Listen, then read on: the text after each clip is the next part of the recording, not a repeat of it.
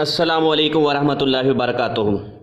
H E سی نے جو اختیارات حاصل کیے تھے محکمہ تعلیم سے، اس کے مطابق اس نے پالیسی کا اعلان کر دیا ہے۔ اس اعلان کے مطابق تمام یونیورسٹی کو آگاہ کیا گیا ہے کہ وہ ایگزام کے بغیر کوئی اسٹوڈنٹ پاس نہ کریں۔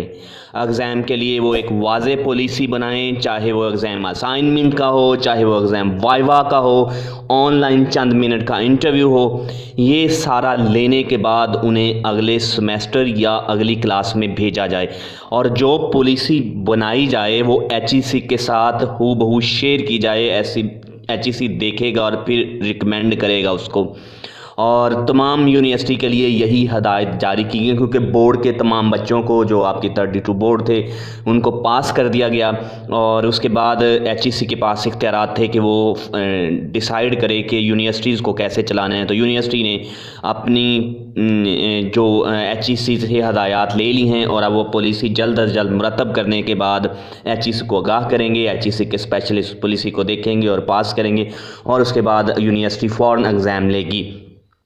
چند ایک یونیورسٹی نے ایچ ای سی کو آگاہ کر دیا ہے کہ وہ آن لائن ہی اپنی اسائنمنٹ کی بنیاد پر اور ایم سی کیوز کی بنیاد پر اور مڈ کی بنیاد پر جو انہوں نے لیا تھا، بچوں کو اگلی کلاس میں پروموٹ کرنا چاہتے ہیں، اور اس کے لیے ان کا فائنل وائوا ہوگا، ہر سبجیکٹ کا الگ الگ سے ہوگا، اور اس کے بعد انہیں اگلی کلاس میں پروموٹ کر دیا جائے گا۔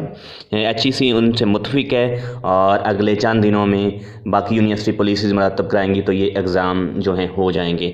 چینل کو سبسکرائب کر لیں تاکہ یہ محبتوں کا سفر جاری رہے۔